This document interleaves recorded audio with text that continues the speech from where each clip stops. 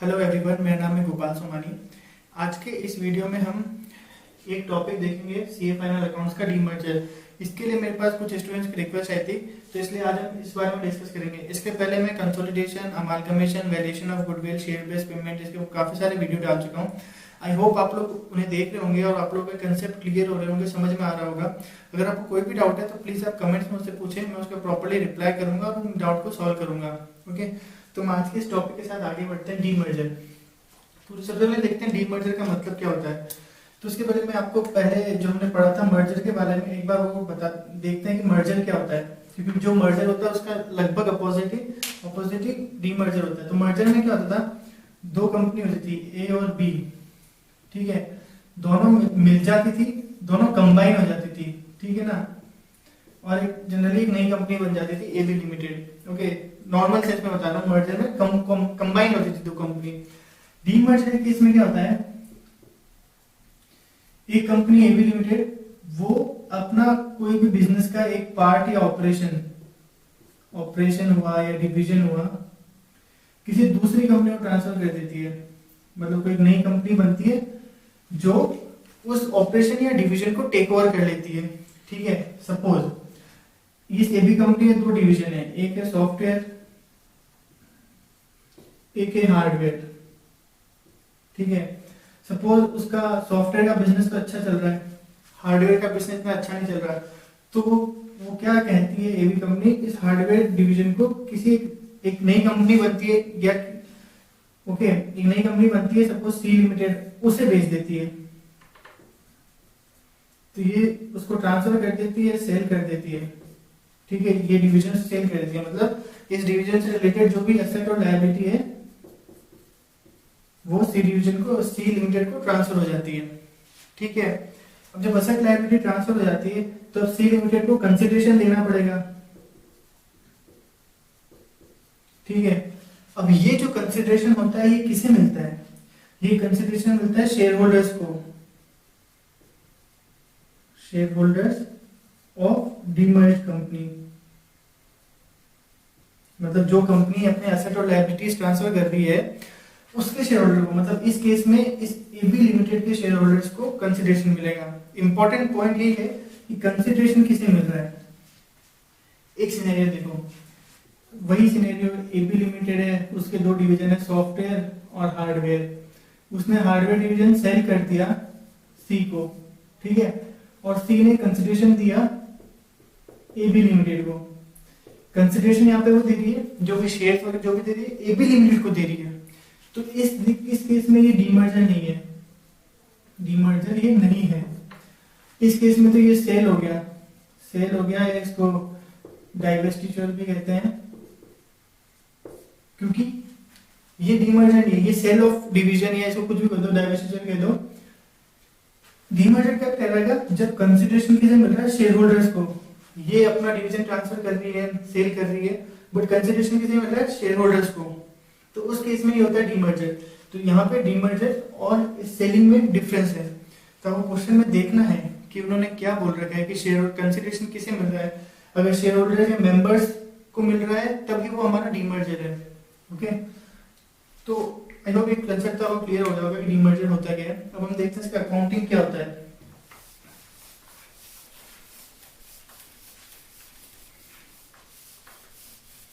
तो अगर आपने मेरे अमालगमेशन के वीडियोस देख रखे हैं तो जो कैलकुलेशन ऑफ परचेज कंसिडरेशन है वो सेम वैसे ही होता है। अगर आपको अमालगमेशन पता है तो वैसे ही होता है कैलकुलेशन ऑफ परचेज कंसिडरेशन। तो यहाँ मैं सिर्फ आपको अकाउंटिंग वाला प्रोसीजर बताता हूँ, अकाउंटिंग कैसे होती है। तो वही एग्जांपल लेते हैं, एबी लिमिटेड है, सपोज के दो ऑपरेशंस है, तो एक तो है सॉफ्टवेयर का, एक है हार्डवेयर का, ठीक है। ये हार्डवेयर वाला जो ऑपरेशन है वो सी लिमिटेड को ट्रांसफर हो रहा है। सी लिमिटेड नई कंपनी बनी है जो हार्डवेयर ऑपरेशंस को टेक ओवर कर रही है। तो सबसे पहले हम देखते हैं सी लिमिटेड की बुक्स में। सी लिमिटेड मतलब रिजल्टिंग कंपनी बोल सकते हैं इसको, जो भी नई कंपनी बन रही है। सी लिमिटेड की बुक्स में क्या एंट्री हो रही है, तो सपोज ए लिमिटेड की बुक्स में हार्डवेयर डिवीजन के लिए कुछ उसकी फिक्स्ड एसेट है, कुछ करंट एसेट है, कुछ करंट लायबिलिटी है, कुछ नॉन करंट लायबिलिटीज है, ठीक है। मतलब टोटल उसकी बैलेंस शीट में तो पूरी एसेट लायबिलिटी होगी। यहाँ हम स्पेसिफिक डिवीजन की बात करें कि उस डिवीजन से बिलोंग करती है ये सब एसेट और लायबिलिटी। तो अब ये सब एसेट लायबिलिटी अब सी लिमिटेड ले लेगी, ठीक है। अब सी लिमिटेड बुक्स में क्या होगा, अब एसेट लेगी तो एसेट अकाउंट डेबिट हो जाएगा, जो भी fixed asset account debit, current asset debit, मतलब जो भी एसेट्स टेकन ओवर। और ये किस वैल्यू पे होगी, जो भी उनका मार्केट वैल्यू मतलब जो भी वो प्राइस डिसाइड करते हैं कि किस प्राइस पे उन्हें लेनी है, तो उस मार्केट प्राइस पे या जो भी मार्केट प्राइस है, बुक वैल्यू जो भी दे रखी हो, जिस प्राइस पे वो ले रही हो उस पे ले लेगी, मतलब ऑल एसेट टेकन ओवर। तो यहाँ पे मैं सिर्फ फिक्स्ड और करंट लिख रहा हूँ, और भी कोई एसेट है तो वो ले लेगी, ओके। अब इधर जो भी लायबिलिटीज वो ले रही है, okay, to current liability, to non current liability, तो ये भी मतलब जो भी मार्केट वैल्यू है या जो भी एग्रीड प्राइस है, कुछ नहीं दे रखा तो फिर मैं बुक वैल्यू पे लेना पड़ेगा। तो to fixed asset, to current asset, to fixed asset debit current asset, मतलब जो भी asset taken over divide by means to liabilities taken over, okay. To, तो यहाँ पे मैं आपको 2 स्टेप में एंट्री बता रहा हूँ, मतलब जनरल कई बार आप एक स्टेप में भी कर सकते हो। 2 हम लिख देते हैं मेंबर्स ऑफ या share holders of,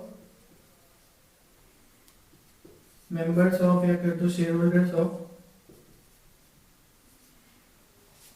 AB limited. यहाँ पे मैं ये एग्जांपल ले रहा हूँ, तो एबी लिमिटेड मतलब जो भी कंपनी में ट्रांसफर करे उसका नाम मेंबर्स और share holders of AB limited, ठीक है। अब जैसे अमाल्गमेशन के केस में होता था, गुडविल या कैपिटल राइज होता था, मतलब जितनी हम एसेट ले रहे हैं उससे ज्यादा कंसिडरेशन पे कर रहे हैं, मतलब टोटल नेट एसेट है 100 और पेमेंट हो रहा है 120 का, ठीक है। तो उस केस में हमारी गुडविल अराइज होती थी और रिवर्स होता था कैपिटल रिजर्व। तो सेम चीज, अगर ज्यादा कंसिडरेशन पे कर रहे हैं तो गुडविल, ये हमारा बैलेंसिंग फिगर, और कम कंसिडरेशन है तो फिर कैपिटल रिजर्व, ये भी बैलेंसिंग फिगर है, ठीक है। ये मेंबर्स वाली एंट्री किससे होगी, ये कंसिडरेशन के अमाउंट से, जितना भी हमें कंसिडरेशन पे करना है, ठीक है। फिर सेकंड, अब कंसिडरेशन पे करने की, तो टू मेंबर्स, ये जो अकाउंट हमने डाला है इधर, मेंबर्स या share holders of AB limited, to equity share capital, to equity share capital. अगर सिक्योरिटीज प्रीमियम पे इश्यू हो रहा है तो सिक्योरिटीज प्रीमियम, ठीक है। अगर आप चाहो एक डायरेक्ट एंट्री करना तो ये आप मत एंट्री करो, क्योंकि डेबिट इधर क्रेडिट हो गया, इधर डेबिट होता है, और ये चीज आप इधर ही इंक्लूड कर दो, इक्विटी शेयर और सिक्योरिटी तो इधर ही इंक्लूड कर दो। बट ठीक है, ये थोड़ा बेटर एक्सप्लेनेशन के लिए ठीक है कि पहले हमने एसेट टेक ओवर की, लायबिलिटीज टेक ओवर की, और ये हमारा इतना ड्यू हुआ, और फिर आगे जाके हमने पेमेंट कर दिया। तो यहाँ हम किसे पेमेंट कर रहे हैं, मेंबर्स को, members of AB limited members, okay, share holders, उनके शेयर होल्डर्स को पेमेंट कर रहे हैं। तो ये एंट्री हुई है रिजल्टिंग कंपनी, मतलब नई कंपनी की बुक्स में, ओके। तो हम देखते हैं कि अब एबी लिमिटेड जो कंपनी डीमर्ज हो रही है उसकी बुक्स में क्या एंट्रीज होगी, एबी लिमिटेड। तो अब देखो एबी लिमिटेड की बुक्स में क्या हो रहा है, ये जो डिवीजन है हार्डवेयर डिवीजन, उससे रिलेटेड जो भी एसेट और लायबिलिटी है वो सारी ट्रांसफर हो रही है किसको, सी लिमिटेड को। तब उसे एबी लिमिटेड को अपनी बुक्स में से बड़ा अकाउंट, एसेट वगैरह लायबिलिटी अकाउंट सब क्लोज करने पड़ेंगे, ओके।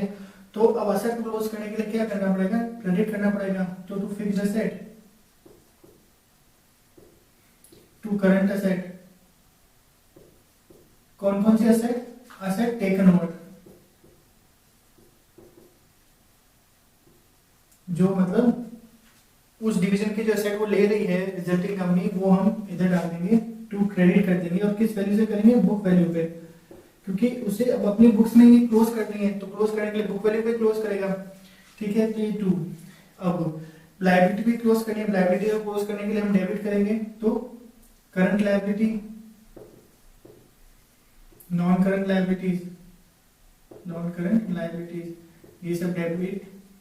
कौन कौन सी, जो भी टेकन ओवर है, लायबिलिटीज टेकन ओवर, किस वैल्यू पे, बुक वैल्यू पे, क्लोज हम करेंगे बुक वैल्यू पे, ठीक है। तो अभी मैं आपको इसके लिए भी एबी कंपनी की बुक्स में भी जो है 2 एंट्रीज बता रहा हूँ, ठीक है, जो इजी होगा समझने में, ठीक है। अब सी लिमिटेड कंसिडरेशन इशू करेगी, ठीक है, मतलब कंसिडरेशन देगी, तो सी कंपनी से हमें कंसिडरेशन रिसीव होना है। तो यहाँ मैं आपको बता रहा हूँ सी लिमिटेड को हम डेबिट करेंगे परचेज कंसिडरेशन के अकाउंट, परचेज कंसिडरेशन के अमाउंट से। ऑल्दो ये कंसिडरेशन हमें मिलना नहीं है, हमें नहीं मिलेगा, मतलब एबी कंपनी को नहीं मिलेगा, उसके शेयर होल्डर को मिलेगा, इसलिए हम आगे जाके अकाउंट क्लोज कर देंगे, ठीक है। बट उसको सिंप्लीफाई करने के लिए सिंगल एंट्री को मैं यहाँ पे 2 एंट्री बता रहा हूँ, ठीक है। तो भी हम सी लिमिटेड को डेबिट कर देंगे परचेज कंसिडरेशन के अमाउंट से, ठीक है। अब इस ट्रांसफर के कारण या तो हमें गेन हो सकता है, लॉस हो सकता है, तो वो जो एडजस्टमेंट होगा गेन और लॉस का, वो रिजर्व से होगा, टू रिजर्व्स इन सरप्लस। जो भी रिजर्व्स हैं, टू रिजर्व और रिजर्व्स डेबिट। तो जो भी गेन या लॉस होता है वो हमें रिजर्व्स में ट्रांसफर करना है, ठीक है। तो आईसीआई के मॉड्यूल में एक क्वेश्चन दे रखा है, तो यहाँ पे उन्होंने बता रखा है कि या तो आप वो कैपिटल रिजर्व में ट्रांसफर कर सकते हो, या एक नोट में उन्होंने बता रखा है कि इसे आप एज पर AS 5 प्रॉफिट एंड लॉस में ट्रांसफर कर सकते हो। अगर कोई प्रॉफिट होता है तो कैपिटल रिजर्व में ट्रांसफर किया हुआ है क्वेश्चन में, बट नोट में बता रखा है कि इसे मतलब क्वेश्चन में उन्होंने कैपिटल रिजर्व में ट्रांसफर कर रखा है, और नोट में लिख रखा है कि एज पर AS 5 में प्रॉफिट एंड लॉस में भी ट्रांसफर कर सकते हैं। तो ये आपकी चॉइस है, बेटर ही कैपिटल रिजर्व में ट्रांसफर कर दो, और नोट में आप लिख सकते हो कि AS 5 के अकॉर्डिंग हम P&L में ट्रांसफर कर सकते हैं, ठीक है। यह हमारी एंट्री, हमने लायबिलिटीज क्लोज कर दी, एसेट क्लोज कर दी। अब ये जो सी लिमिटेड का हमने अकाउंट ओपन किया है, ये हमें क्लोज करना है, क्योंकि इसके बदले में हमें कोई मतलब एबी लिमिटेड को कोई भी कंसिडरेशन नहीं मिलना है। तो ये जो है ये डेबिट है, इसे क्लोज करने के लिए हम क्रेडिट कर देंगे टू सी लिमिटेड, और इसको डेबिट कर देंगे रिजर्व्स। रिजर्व मतलब जनरली कैपिटल रिजर्व, जो यहाँ क्रेडिट हुआ है उसको डेबिट कर देंगे, ठीक है। ऐसे करके हमें इसको क्लोज कर देंगे। तो इन दोनों की आप चाहो तो एक सिंगल एंट्री भी ट्रांसफर कर सकते हो, मतलब यहाँ आप सी लिमिटेड हटा दो तो उस अकॉर्डिंग अपने आप रिजर्व में जो भी इम्पैक्ट है वो कम हो जाएगा। इनडायरेक्टली और डायरेक्टली इसका इम्पैक्ट रिजर्व पे आ रहा है, तो अगर आप यहाँ से हटा दोगे तो उतना रिजर्व हमारा कम हो जाएगा, ठीक है। तो आप एक सिंगल एंट्री भी कर सकते हो। मैंने जस्ट क्लियर करने के लिए मैंने आपको 2 एंट्री करके बताइए कि पहले परचेज एंड ड्यू, और फिर इसको बाद में हमने रिजर्व में ट्रांसफर कर दिया, जो भी कैपिटल रिजर्व जो भी यहाँ पे हमने डाला था, ठीक है। तो इस तरह से हम एबी लिमिटेड मतलब जो डीमर्ज हो रही कंपनी उसकी बुक्स में एंट्री। एक और चीज, जब हम बैलेंस शीट बनाएंगे, तो जब बैलेंस शीट बनती है सी लिमिटेड की, तो सी लिमिटेड की बुक्स में तो सिंपल ही है, जो भी हमने अकाउंटिंग एंट्रीज किए उसके अकॉर्डिंग, क्योंकि सब कुछ नया होता है तो वैसे के वैसे बैलेंस शीट बन जाती है। अब एबी लिमिटेड की बात आती है, तो अब एबी लिमिटेड के केस में अब उस डिवीजन से रिलेटेड एसेट और लायबिलिटी से सब क्लोज कर दी हमने, ठीक है। तो जो भी नई बैलेंस शीट बनेगी, जो भी बाकी बचे हुए हैं डिविजन्स, ठीक है, या टोटल जो भी दे रखे थे उसमें से ये सब हटा के उतनी एसेट और उतनी लायबिलिटी डिडक्ट करके उस अकॉर्डिंग हमें एसेट और लायबिलिटीज लेनी है, और रिजर्व का जो भी एडजस्टमेंट है वो हमें उस अकॉर्डिंग करना है, ठीक है। तो इस तरह से हम बैलेंस शीट पे उसका ये इंपैक्ट आएगा, मतलब सीधी सी बात है, जो भी जर्नल एंट्रीज की है उनका बैलेंस शीट पे इंपैक्ट देख लो और उस अकॉर्डिंग नई बैलेंस शीट बना दो, ठीक है। तो इसमें कुछ डीमर्जर के इसमें मतलब अगर हमको गुडविल वगैरह कैलकुलेशन करनी है, सब वैसे ही है, परचेज कंसिडरेशन कैलकुलेशन जैसे अमालगमेशन में होती है। तो आप इसके एक बार क्वेश्चन करिए, और अगर आपको कोई भी डाउट आता है, किसी स्टेप में आपको प्रॉब्लम आती है, तो आप कमेंट्स में मुझसे पूछो, मैं उसका प्रॉपर्ली आपको रिप्लाई करूंगा और आपका डाउट रिजॉल्व करूंगा, ठीक है। तो आप इसकी प्रैक्टिस करें, और अगर आपको मेरे वीडियो हेल्पफुल लग रहे हैं और आपको समझ में आ रहा है और कंसेप्ट क्लियर हो रहा है, तो प्लीज़ लाइक एंड सब्सक्राइब करें। Thank you.